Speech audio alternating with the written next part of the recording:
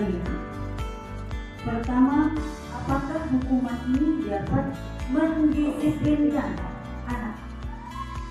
Kira-kira bagaimana Ibu Bapak? Ada yang ingin mengutarakan pendapatnya? Apakah hukuman ini dapat mendisiplinkan anak? Selama yang kita ketahui sebelum kita belajar lebih lanjut, selama ini, iya, menurut Bapak Kalwi, iya. Kemudian kedua, pemberian hukuman dengan hal positif seperti membaca dan membersihkan halaman dapat meningkatkan disiplin anak, iya atau tidak? Ya. Nah, yang ketiga, memberi penghargaan dapat meningkatkan motivasi belajar anak, ya atau tidak? Ya. Ya, menurut Ibu Enci Bagaya.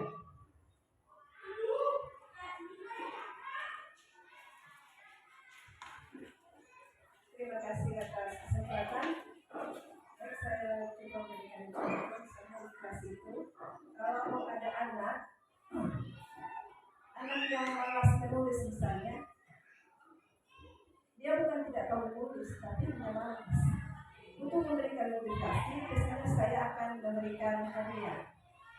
Adik, kalau adik tulis satu baris ini, ibu mau kasih buku satu.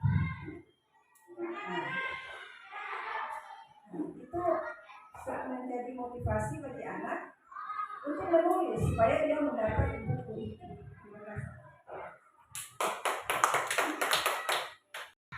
Sesuai dengan profil Pancasila menurut Kemadi, kita harus menuntun anak sesuai kodratnya, mengikut kekuatannya dengan memberikan nilai-nilai kebajikan agar ia menjadi makhluk yang bahagia dan selamat menjadi diri sendiri dan anggota masyarakat. Itu tujuan dari filosofi pendidikan Kemadi yang sesuai dengan kurikulum Merdeka. Jadi tujuannya adalah kita membuat anak bahagia dan selamat. Bagaimana agar selamat? Maka kita harus menanamkan nilai-nilai kebajikan. Nilai kebajikan ini adalah sifat-sifat positif yang kita miliki ataupun kekuatan yang ada di sekolah atau aset-aset sekolah. Ia bersifat universal, berarti tidak melanggar ras, suku, budaya. Semua menurut agama, ras dan budaya ini hal yang baik dapat diterima oleh semua. Makanya disebut dengan nilai universal. Keyakinan kelas ini kita buat bersama dengan murid, bukan guru yang menentukan, tetapi murid yang akan menentukan. Nanti sebentar kita akan melakukan kerja kelompok, yang dimana di sini Bapak Ibu sekalian akan menjadi murid dan saya menjadi guru. Nanti bagaimana ini menetapkan keyakinan kelas setelah menonton penerapan di kelas saya yang saya lakukan. Ini adalah kesepakatan kelas. Berarti kita melibatkan murid kita dalam menyusun sebuah keyakinan. Kami guru dan murid yang saling menyayangi. Berarti diminta situ anak dan kita saling menyayangi. Kami dan murid semangat belajar, baik guru maupun murid semangat belajar. Yang C, kami murid yang peduli dengan teman-teman. Ini adalah nilai-nilai kebajikan. Nah, A ini saling menyayangi. Kira-kira nilai kebajikannya apa? Ada nilai kebajikan itu ada keselamatan, kebersihan, kesopanan, kasih sayang, gotong royong. Ya, termasuk di kasih sayang. Jadi hal yang kita lakukan di kelas sebelum kita memulai KPM, apalagi di masa-masa MPLS ini, alangkah lebih baiknya kita membuat kesepakatan kelas dulu. Kenapa kita harus membuat kesepakatan kelas? Karena ini adalah nilai-nilai kebajikan yang akan kita tanamkan ke anak-anak kita. Siapa yang menentukan kita dan murid kita? Kalau murid yang suka memberikan masukan, berarti mereka siap untuk melakukan. Bukan seperti kalau dulu-dulu ya, saya sebelum mengenal materi ini, saya tulis kata tertib dalam kelas sekian-sekian peraturan kan? Berarti itu memaksa. Anak tidak merdeka. Anak kita dipaksa. Makanya mengapa banyak yang dilanggar, karena ini bukan dari dalam diri mereka.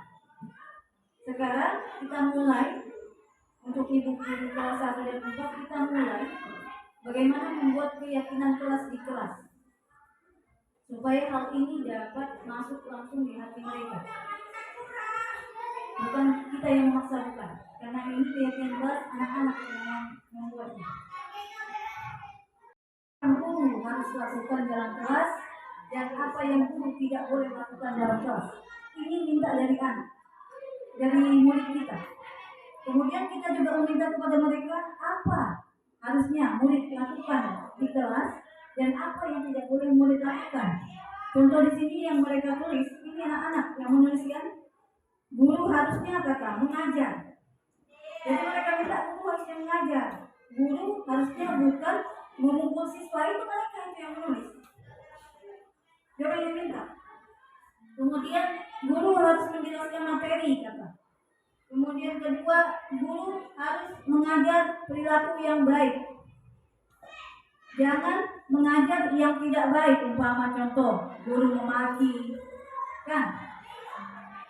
Guru membentak-bentak siswa. Mereka tulis di sini. Jangan memarahi murid kata. Jangan mencaci maki murid. Ini anak yang tulis. Jangan datang terlambat bu kata. Anak yang tulis ini. Kemudian apa yang kita minta ke anak? Nah ini, murid harusnya bukan berkelahi, meminta. Jangan bolos, jangan membuat keributan. Jadi murid harusnya apa? Saya tanya. Nah ibu kami belajar, ya bagus, mendengarkan guru, mentaati peraturan, datang tepat waktu, tidak membuat keributan, tidak mengotori kelas. Ini masukan dari anak-anak yang saya tulis di dalam tabel Y dan tabel T. Jadi saya minta nanti Bapak Ibu kalau udah datang ke sekolah, masih ada waktu Ibu, Bapak, ini keyakinan kelas yang betul-betul akan kita tanamkan ke anak kita. Ini apa yang mereka mau dari kita dan apa yang kita mau kepada mereka agar adanya stimulus dan respon. Karena guru ini kan panutan murid ya. Selama ini paradigma saya terbuka setelah saya mempelajari ini. Ternyata banyak kesalahan yang saya lakukan di dalam kelas selama saya mengajar menjadi guru. Saya menilai banyak sekali harus saya melakukan perubahan di kelas saya. Sehingga saya ingin melakukan perubahan baik di sekolah saya agar seimbang dengan tujuan pendidikan kita. Tujuan pendidikan kita yaitu berprofil Pancasila tadi. Saya ingin anak-anak saya berubah ke sana, tapi itu harus dimulai dengan kita dulu. Ibu, apakah ini dapat kita lakukan? Kita dapat lakukan jika kita berkolaborasi bersama dengan warga sekolah. Tidak mungkin saya bisa begini tanpa kepala sekolah, tanpa teman-teman guru tidak. Saya selalu meminta bantuan dari teman-teman dan kepala sekolah serta warga sekolah untuk mewujudkan perubahan positif. Saya akan membagi kita dalam kelompok. Saya akan bagi 2 kelompok. Nanti pembagian kelompok ini cukup dari sini saja. Umpama Ibu Amelia 1, Ibu Salihiro 2, Ibu Manihan 1, begitu. Bisa Ibu? Nanti yang kelompok 1 silakan bergabung di kelompok 1 dan kelompok 2 silakan bergabung di kelompok 2. Kita mulai dari Ibu Amelia, angka 1.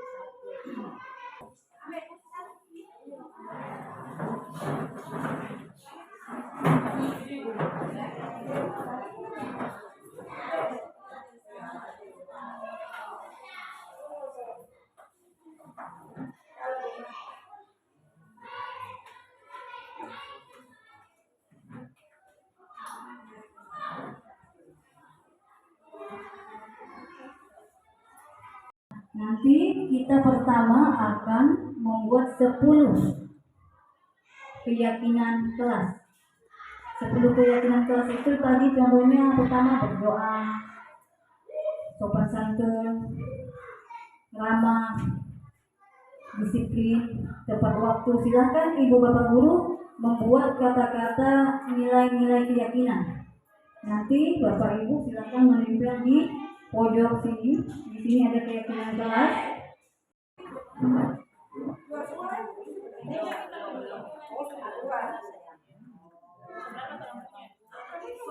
Ini dang.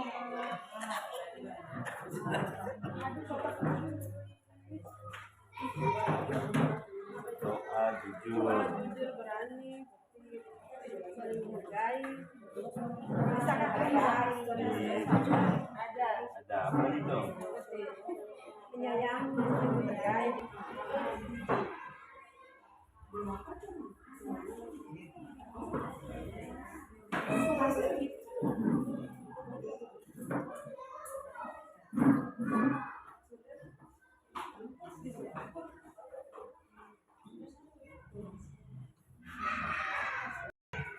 Kalimat positif umpama di sana tadi saya baca berani.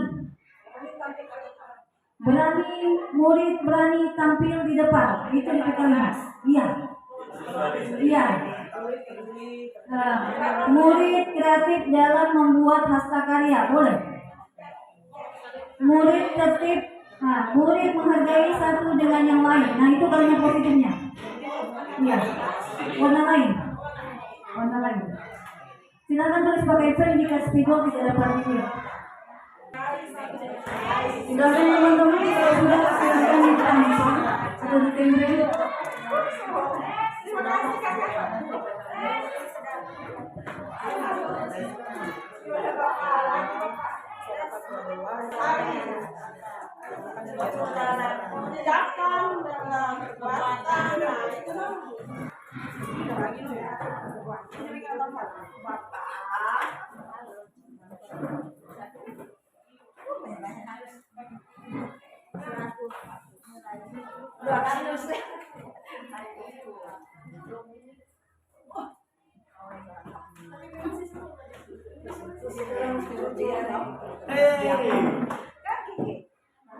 Ibu apa nih kebajikan?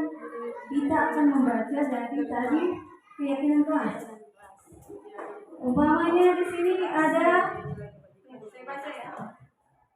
Saya baca ini kalau biasa bukunya. Murid saling menghargai dengan yang lain. Berarti ini kebajikannya persatuan. Berarti di sini ada nilai persatuan. Kemudian nomor kedua, di sini murid saling menghargai bersama nilai persatuan. Siswa dapat berdoa dan berdoa sebelum dan sesudah, berarti nilai ketuhanan. Ya, nilai kebajikannya nilai ketuhanan yang kalau berdoa. Kalau berani berarti nilai percaya. Jadi ini ditulis dengan schedule tadi masing-masing yang berwarna. Tulis nilai kebajikan sesuai dengan yang Bapak Ibu tulis ini. Masih ingat kan? Masing-masing tadi.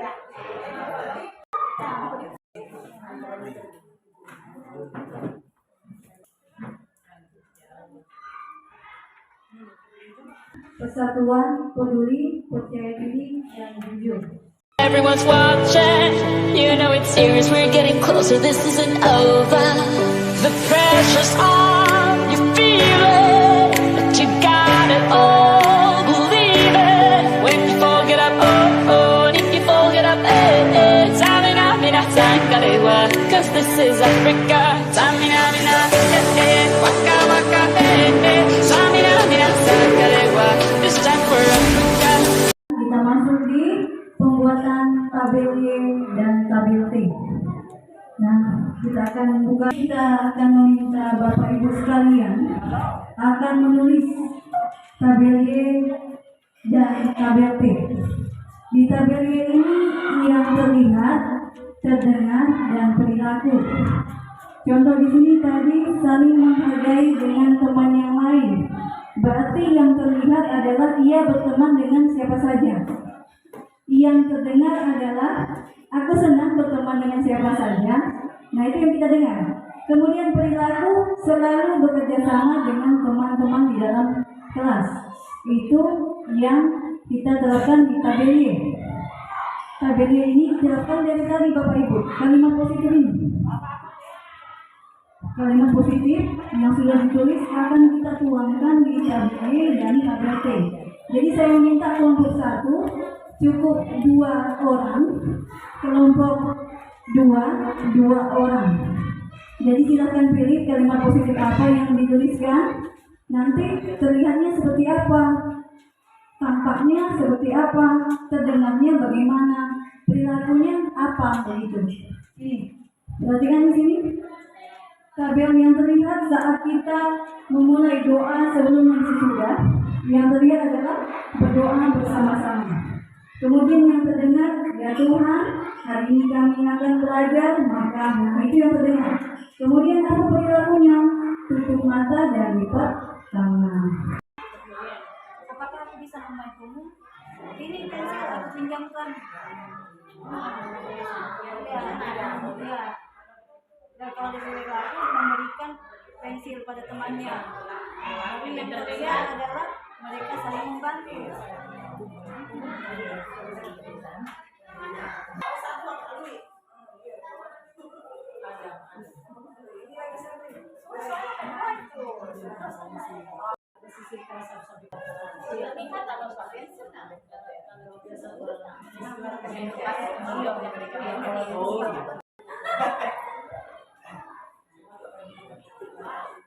Baik, terima kasih. Jadi untuk KBY di sini ya nilai terlihat siswa mengangkat tangan, kemudian terdengar wow kamu hebat. Jadi bukan wow kamu hebat. Dan perilaku yang ditunjukkan oleh siswa yaitu menulis di depan kelas di papan tulis. Terima kasih. Ini. Oke, terima kasih kami dari kelompok 2. Ambil dari nilai kebajikan yaitu peduli yang terlihat di sini membantu teman meminjamkan pensil dari WY, baru WY terdengar terima kasih sudah memberikan pinjaman. Perilaku itu mereka saling membantu. Jadi Bapak Ibu sekalian, ini yang akan diterapkan di dalam kelas, yang dapat kita dengar, dapat kita lihat, dan tindakan mereka inilah yang akan terjadi dengan keyakinan kelas yang tadi telah kita buat. Nah, sekarang kita masuk ke tabel T. Tabel T ini guru tugasnya titik-titik, murid tugasnya titik-titik, guru tugasnya bukan, murid tugasnya bukan. Coba kita perhatikan di sini, ini yang ditulis oleh anak-anak saya kelas 6. Guru tugasnya kata 1, mengajar Bu. Saya tulis, mengajar. Guru tugasnya menjelaskan Bu. Tulis. Kemudian masuk di guru tugasnya bukan, mereka menulis guru harusnya bukan memukul murid. Karena di sini tugas kelompok 1 dan kelompok 2, kelompok 1 bahagi. Mana yang mau tulis tabel guru, mana yang mau tulis tabel murid. Jadi guru tugasnya bukan.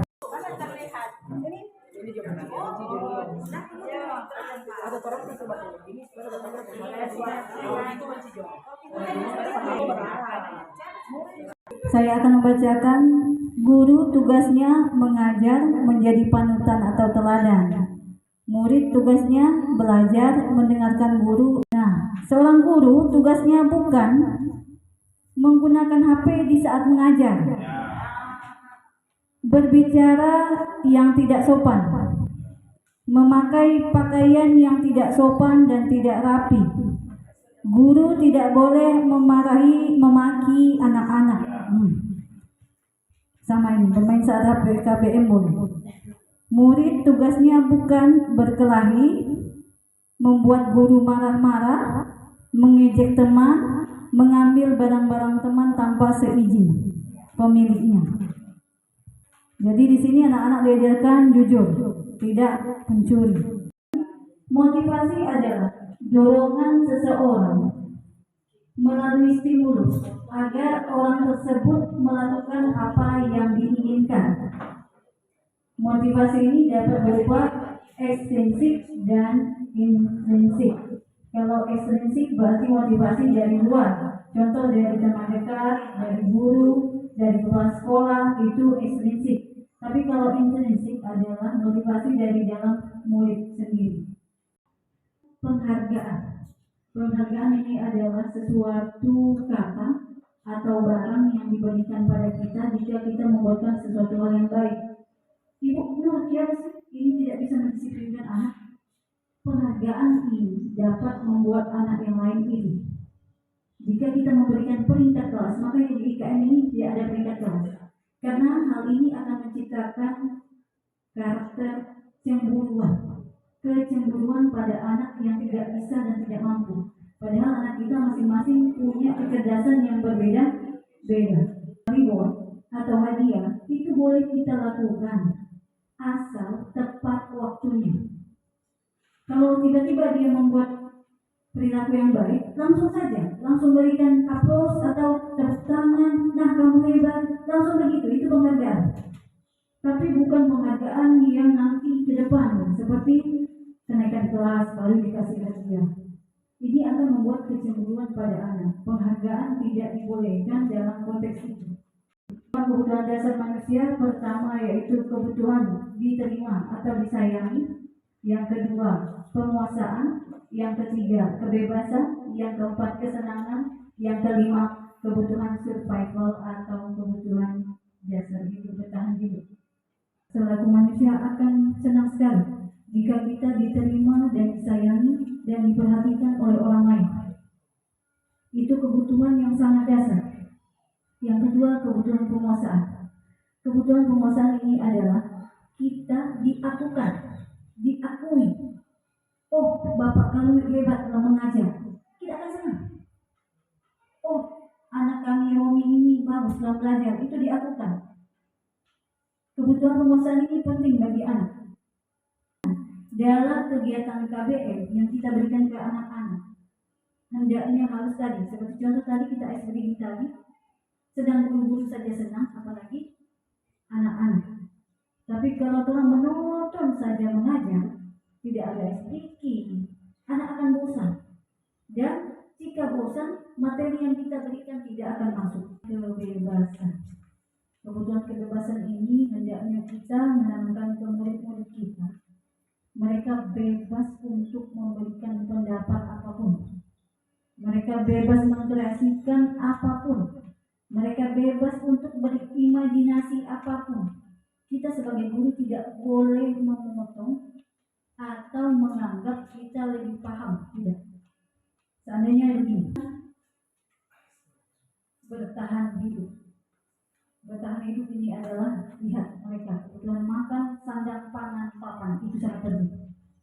Menurut Dian Bosen tadi, ada 3 tindakan dalam kita menyelesaikan suatu masalah di sekolah. Yaitu pertama, kita harus menstabilkan identitas. Kedua, validasi tindakan yang salah. Dan terakhir, menanyakan keyakinan. Nah, untuk tahapan ini, saya minta 1 orang menjadi siswa dan saya menjadi guru, agar nanti penerapan segitiga diskusi ini Ibu dapat memahami dengan baik. Siapa sini yang mau? Mari Bapak Iki, silakan ambil kursi di sini. Boleh Bapak Iki bawa kursi. Jadi saat kita menstabilkan identitas, muka kita ini harusnya datar.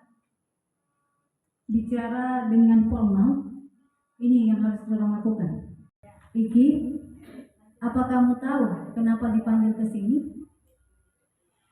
Nah, apa yang Iki lakukan? Mama Iki tadi berkelahi dengan teman. Iki tadi berkelahi dengan teman. Nah, ini menstabilkan identitas. Yang kedua, kita masuk di memvalidasi tindakan yang salah. Kita harus menanyakan mengapa Iki berkelahi dengan teman. Sekarang jawaban dulu. Nah, saya juga kalau dipukul orang tidak salah, saya juga akan melakukan demikian Iki. Nah, itu validasi tindakan. Namun, apakah Iki merasa itu perbuatan yang baik? Nah, ini sekarang masuk di menanyakan keyakinan. Apa keyakinan kelas kita, Iki?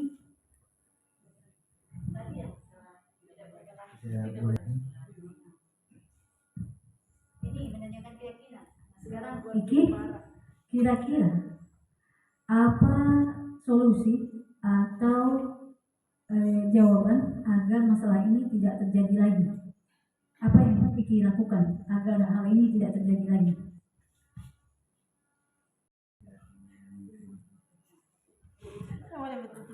Iki berjanji tidak akan mengulangi kembali. Nah, Iki di sini kita akan membuat keyakinan kelas yang baru, yang dimana Iki harus bersifat sabar. Ya, jadi Iki setuju bersabar dan setuju berteman dengan teman lain dengan baik, setuju menjalankan keyakinan kelas kita. Nah, nanti kita akan memanggil temanmu, kita akan memperbaiki masalah ini antara Iki dan temannya. Demikian, silahkan Iki.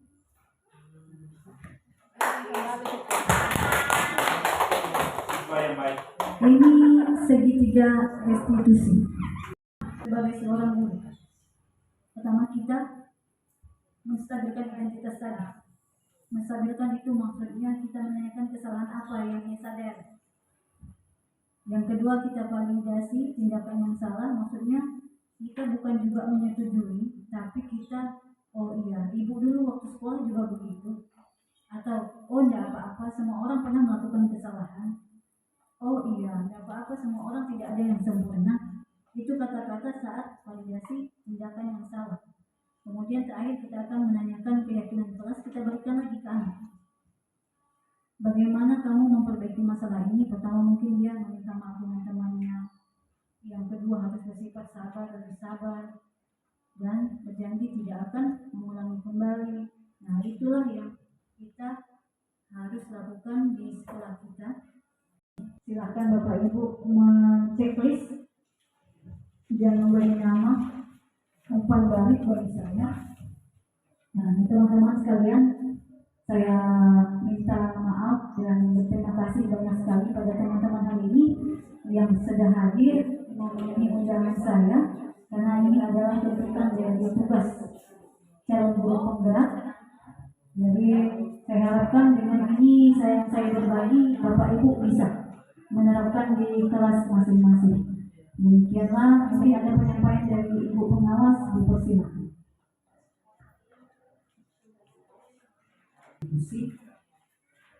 Mari sambil para pasnya dulu supaya ada konsen sedikit. Orang mampu untuk melakukan ini. Coba orang memulai setelah hari ini kita mendapat pencerahan, ya. Dan memang Bunda sebetulnya nekat dari awal supaya kita juga tahu. Coba orang memulai besok, Senin. Coba mulai mengikuti segitiga restitusi ini ketika kita akan menangani siswa yang bermasalah. Berarti menstabilkan identitas, validasi tindakan.